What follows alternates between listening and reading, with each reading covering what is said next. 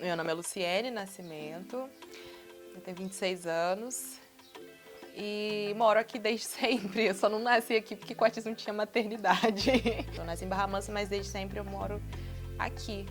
Cresci aqui, estudei aqui, uma vontade enorme de conhecer gente e mudar de espaço, assim. Porque eu sempre tive aqui como referência, mas com a sensação de que aqui era realmente um espaço pequeno para as possibilidades, entendeu? Quando a gente é criança, eu falo isso muito, assim, eu já falei, eu falo isso frequentemente. Toda família preta é tipo um Todo Mundo Odeia o Cris, que a gente sabe que a gente é preto, a gente sabe que algumas coisas se passam de maneira diferente com a gente, mas a gente não somatiza isso na maneira de se relacionar com o mundo, a gente não discute sobre isso.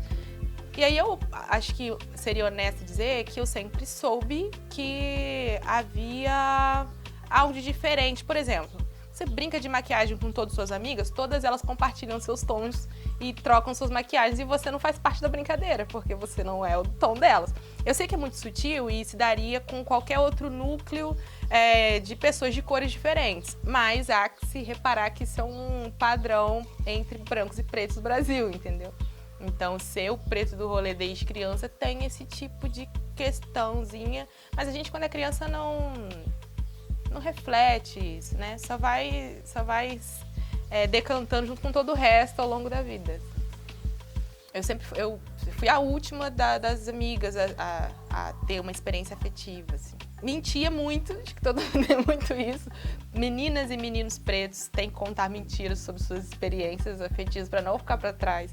Isso é signo de viver ali e compartilhar de tudo. Mentia muito, nossa. Eu lembro das histórias como se elas fossem verdades, porque eu contei tanto. Eu estudei em escola pública, eu falei, né? Foram 6 escolas, eu estudei, fiz curso normal 1 ano, eu estudei em escolas públicas que foram lugares onde as pessoas pretas também estavam ali, mas que a gente percebia as questões de maneira muito junto também, né? Eu contei uma vez no Facebook de um episódio com a menina que estudava comigo em Resende. O apelido dela era Feiosa, ponto. Era uma menina preta, a mais preta das pretas, do cabelo alisado que não alisa. Sabe quem são essas meninas? E o apelido dela era Feiosa, era uma menina que lidava com isso. Afinal, era o nome que deram pra ela. E aí uma vez ela me chamou num canto, ela perguntou assim, foram várias questões. Primeiro ela perguntou se eu alisava meu cabelo. Meu cabelo era liso, mas meu cabelo alisava quando passava algum tipo de procedimento. E ali eu entendi, hoje eu faço essa percepção, que a gente, quando vai refletir colorismo, vai refletir a influência de você ser preta, mas entender que existem meninas muito mais pretas que você, existem cabelos muito mais crespos que o seu, existem questões que eu não passo e que eu preciso, por exemplo, respeitar o processo de outras. Ela perguntava isso pra mim, você alisa o cabelo porque o seu parece natural. E eu falava, não, eu aliso também, que nem você, mas o nosso cabelo era diferente. E outra coisa que ela me perguntou era assim, você acha aquele menino bonito? E ela perguntou isso sobre um menino preto, que todo mundo não achava bonito. Ficou nessa conversa, eu falei assim, ele é bonito sim. Aí ela, tá, eu também acho, mas ninguém acha. O fato dela ter perguntado isso pra mim, sobre ele, demarcava muito o nosso lugar ali, sabe? Quem se não nós pra reparar a beleza dele, já que a beleza dele se parecia com a nossa? Eu acho que essas pequenas dinâmicas te fazem entender que você não é como todo mundo, de certa maneira, assim. Eu estudei em colégio particular, foram os últimos 2 anos da minha vida escolar. Minha mãe trabalhou numa fábrica aqui da Coca-Cola e lá os filhos dos empregados tinham bolsa. Foi quando eu lidei com a brincadeira do ranking da beleza. Lembro que eu não soube o resultado, mas eu acho que se eu tivesse estado no topo eu saberia. Só o fato de existir já é cruel, né? E o colégio particular, ele também tem uma dinâmica muito própria, assim. São pessoas de poder aquisitivo totalmente diferente, são pessoas de poder aquisitivo diferente e de visão de mundo diferente. Naquele colégio eu entendi que eu tinha que fazer faculdade. Porque lá ninguém pensava outra coisa senão isso. E eu me lembro que fazia diferença estar num meio em que todo mundo era criado para ser muito bom. E que se você consegue uma coisa mais ou menos, você não chegou lá. E isso não era dinâmica nos colégios públicos onde eu estudei, onde você não dar errado já é dar certo. E isso foi fundamental para eu alcançar as outras coisas na vida, para eu poder pensar assim, é essa faculdade que eu quero fazer. Eu já queria fazer faculdade, mas eu não sabia muito bem como. Eu só achava que era importante porque parecia que faculdade era uma coisa importante. Mas eu lembro que eu fui treinada de maneira quase militar para eu não deixar de fazer uma faculdade, entendeu? Foi isso que aconteceu no colégio particular. Eu acho que se eu hoje fosse escolher, eu teria realmente escolhido alguma coisa nessa área, de design, gráfico. Porque eu não sabia que era uma pessoa criativa, como eu descobri depois da maturidade. E a vida me encaminhou para fazer direito. E eu tenho certeza do quanto foi fundamental ter feito essa faculdade. Como abre portas você dizer, olá, eu sou advogada, quero conversar com você. Porque quando você chega com essa estética, com essa idade, com esse gênero, você tem vários marcadores que vão te desacreditar no mundo. Então você precisa de alguns escudos, e esse é um puto do escudo. Eu não nego. Também tem pra mim que você fazer uma faculdade, independente de qual seja, o ensino superior, ele é superior por esse ponto, assim, ele te abre um mundo mesmo, né? A menina que eu era aos 17 e a garota que eu saí da faculdade 5 anos depois, é uma mulher 10 anos mais velha que aquela que entrou. Passei a frequentar, saí de Quatis, né? Assim, eu tinha saído de Quatis para estudar, mas voltando todo dia. Saí de Quatis para estudar com gente do Maranhão, de Pindamonhangaba. Minha turma tinha gente de tudo quanto é lugar. Então, isso realmente me abriu tantas portas que, nesse ponto, foi fundamental esse curso que eu escolhi. Me ajudou por outros acessos também. Eu passei a acessar coisas diferentes. Quando eu falo de acessos, eu digo assim, a qualidade da fala mudou, a qualidade da escrita mudou. Isso são coisas que te acreditam no mundo, assim, que te dão um plus, dão uma moedinha que aí você fica melhor para fazer as coisas que tem que fazer. Então, assim, quando lê algo que eu escrevo depois da faculdade de Direito, é algo que está escrito diferente, entendeu? Eu digo que nesses pontos isso foi fundamental. Assim, eu acho que eu vi isso a vida toda. Eu não conheço uma pessoa... Agora talvez eu conheça, mas é muito raro você ver uma pessoa preta com uma profissão só. Isso que eu vou dizer agora, eu sei que isso não é exclusivo de mim, mas eu já vendi geladinho, eu já fiz depilação, eu já fiz unha, já atendi em loja, já cuidei de idoso, já cuidei de bebê, já fui babá. Então, assim, isso faz parte da gente. Um currículo desse é um currículo de se virar. Eu acho que é essa coisa de se virar também. Por exemplo, conheço pessoas, né, que fizeram direito e que tiveram uma possibilidade de montar o escritório, ter tempo sem precisar ganhar dinheiro, conseguir se manter, porque tinha pessoas ao redor na contenção, para que dali a 2 anos, quando os casos começassem a dar dinheiro, ele pudesse receber aquele dinheiro. Mas essa contenção não é a realidade das pessoas pretas, de um modo geral. Normalmente essa não é a realidade de todo mundo. Então você precisa se virar. A ideia do vou fazer uma maquiagem para me virar, ela é uma ideia do eu preciso sobreviver. Acho que muita gente não precisa fazer isso, né? Não precisa, dá para ficar em casa estudando para concurso. Então, o indivíduo que hoje passa no concurso, ele pode ficar em casa estudando para concurso. Não é a realidade de todo mundo. Eu acho que as pessoas pretas que têm muitas profissões, ou que se viram, que precisam fazer isso, elas fazem porque precisam. Não é muito assim de... A gente glamoriza isso. Eu brinco assim, eu sou polímata. Brincando, assim, que a gente acaba ficando expert em um monte de coisa. Mas não é romântico nesse ponto, porque a gente brinca que a gente sabe fazer tudo, mas definitivamente a gente se virou, a gente precisou se virar, a gente fez as coisas porque tinha que fazer, né? Que é bem típico de pessoas pretas ter que se virar mesmo. Essa coisa de ter várias profissões é um marcador nosso. Assim. Sempre tive, isso também é um marcador nosso, aquela sensação de que por melhor que você produza, não está bom. Isso é muito nosso, assim, essa baixa autoestima intelectual é uma marca muito forte nossa. Então, eu tinha muito medo de falar bobagem, muito medo.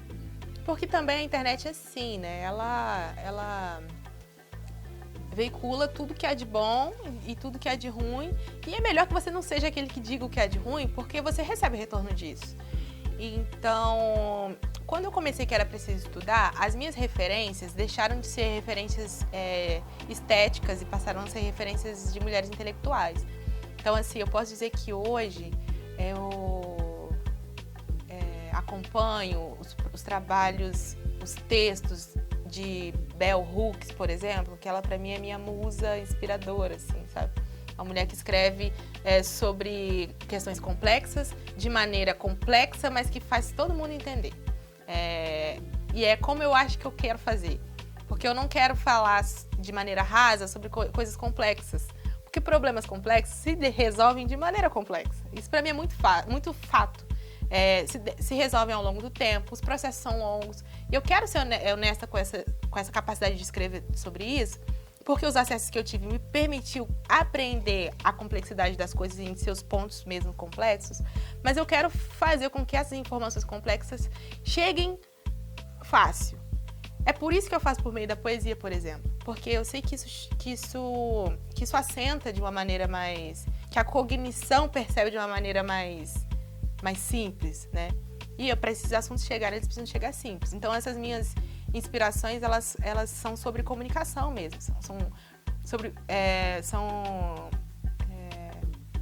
me inspiro em mulheres que passaram por processos semelhantes aos meus, mas que conseguem aprender tudo isso, sintetizar dentro de si e transmitir para outras que não tiveram os mesmos acessos.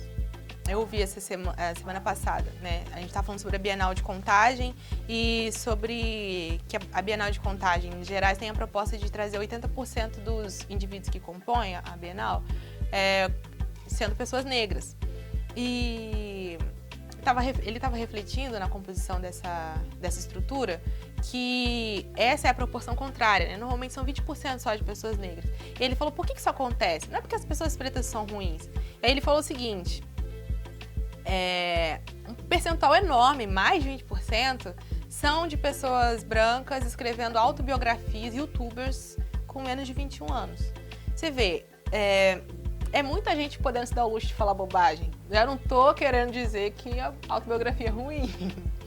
Mas veja bem que como às vezes a gente produz coisas de qualidade e acha que tá ruim. E gente que produz coisas sem grandes preocupações com a qualidade, tem certeza de que tá bom.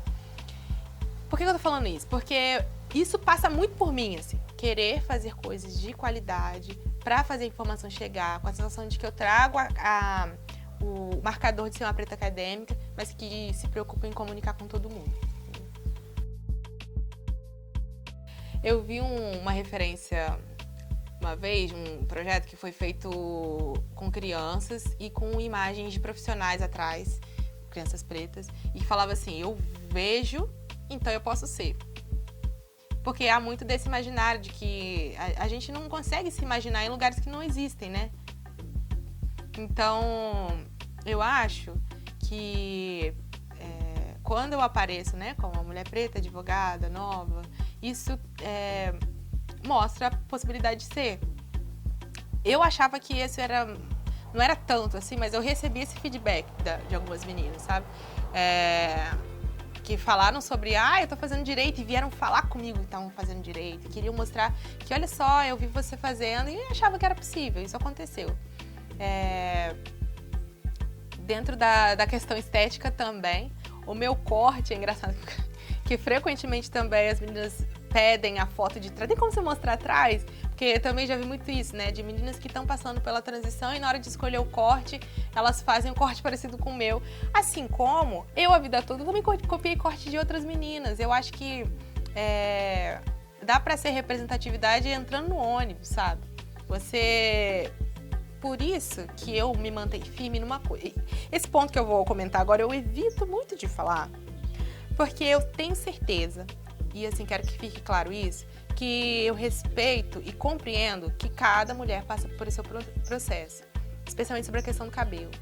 É uma questão muito sensível porque é uma questão profunda. Eu me mantenho firme em algumas convicções que para mim são princípios, muito mais pelo que eles representam para as pessoas do que necessariamente para caprichos meus. Eu acho que não tenho vontade de usar uma lace, por exemplo, uma peruca, porque eu acho que aparecer com a minha estética natural o tempo todo e não usar, por exemplo, um dia, me faria perder a oportunidade de inspirar uma menina preta, entendeu? É só um capricho, talvez pra mim, mas que talvez pra ela mude a vida dela. eu entendo que isso hoje, nesse contexto em que eu vivo, onde eu estou, depois de passar pelos processos que eu passei, isso precisa guiar a minha vida, entendeu? Eu não acho que isso deva guiar a vida das outras pessoas, mas eu faço isso porque eu acho importante nesse ponto. Eu tava comentando hoje que eu tenho uma frase que eu amo, e se não me engano é do Emicida, que ela é tão simples, mas ela é tão certeira, que ele responde o sentido da vida. Eu fico assim, como ele fez isso? Ele fala que o sentido da vida é pra frente. Eu acho fantástico, porque por mais que a gente sinta que a gente está regredindo, e de fato a gente está regredindo, a gente ainda está andando. Sabe por quê? Porque se a gente entende um pouquinho de história, olha a importância de a gente realmente estudar ou estar consciente de tudo. É que a história se marca por esses processos. A vida é assim, ó. E a gente só... Quando tá em cima, isso tem resultados, né? Existem forças que vão contrabalancear isso. Então, quando a gente está embaixo, é quando eu vejo que já já a gente vai estar em cima de novo. Porque é assim que é o ciclo da história, entendeu? Então eu penso assim, a gente passa por alguns avanços e eu com 26 anos, talvez eu só tenha percebido a linha ascendente mesmo. Eu tava com 15, comecei a ver, a internet funcionou pra mim, grupos, aquilombamentos e coletivos, e a gente começou a falar de coisas pretas, ACC, universidade, políticas de democratização da educação. Eu peguei isso aqui e só vi esse ponto, de repente a gente tá no momento, tá todo mundo muito desanimado, porque a força que contrabalança isso, ela tá funcionando, mas ainda assim tá pra frente, porque daqui a pouco a gente vai pegar toda essa energia de revolta que isso causa e a gente vai se munir. Então, quando eu vejo uma menina falando comigo, alguma pessoa, né, que tá muito desanimado e que tá muito triste, que não sabe o que fazer, eu quero pegar essa pessoa, dar uma sacudidinha e dizer assim, qual a tua idade? Porque a gente se inspira em Conceição Evaristo, e você vê, ela tem 70 e tantos anos e imagina por quanto ela passou. A gente passou pelo quê? Tu tem leite na tua geladeira, sabe? Algumas, obviamente, passaram por coisas muito piores, mas se elas estão aí, por que que eu vou estar desanimada? Que direito tenho eu de dizer que a vida acabou, entendeu? Porque o presidente que eu queria não foi eleito. Eu acho que isso... eu não consigo me desanimar com as coisas. Eu só consigo entender que, enxergando da perspectiva, para essa perspectiva, e tem que ser frio, porque se a gente não for frio, a gente não avança. Tem uma outra autora que eu adoro, que é a Asa Nigéria, ela fala do afrosurto. Vocês já ouviram falar desse conceito? O conceito do afrosurto é aquele que diz assim, que a gente quando vira a chave, entende de ser consciente das coisas, a gente fica revoltado. A gente fica revoltado mesmo, que a gente fala, por quanto tempo eu fui enganado? E a gente quer se manifestar, a gente fica puto da vida, a gente faz textão. Mas a importância de sair do afrosurto, a importância de enxergar as coisas e agir diante delas com frieza. Então, assim, a frieza que eu acho que é importante para que as coisas continuem funcionando é aquela que me faz conseguir sacudir alguém que está cansado e falar, não se cansa, porque... o sentido é pra frente, por mais que a gente esteja num abismo aqui, mas a gente vai levantar de novo, porque o teu surto não pode te fazer pirar, ele tem que te fazer estudar, entendeu? Ele tem que te fazer reagir pra melhorar, porque em alguma altura é você que vai ter que resgatar os outros afros dos surtos deles, entendeu? Então eu acho assim, eu só enxergo que, por sorte, eu tô inserida numa estrutura que me permitiu estudar e ter a clareza sobre isso. Eu tô inserida num lugar em que eu consigo me alimentar, eu consigo me vestir. Então, eu não posso, em respeito a quem não tem tudo isso, achar que tá tudo uma desgraça. Porque não tá uma desgraça ainda pra mim. Pra alguns estão, e por eles é que eu preciso me manter firme. Porque pode estar uma desgraça pra mim, eu vou querer que eles me ajudem também, sabe? Eu acho que eu enxergo friamente que se a gente avançou muito, a gente consegue avançar mais. Porque a gente aprendeu com eles, e eles em condições muito mais adversas fizeram tantas coisas. Eu não acho que eles fizeram... acho que a gente pode fazer ainda mais. Não acho que a gente esteja fazendo menos. Eu acho que a gente só precisa desses acessos todos que a gente teve, ter frieza e aprender com eles, com os mais velhos, com quem fez antes, para conseguir aprender com a queda e subir de novo.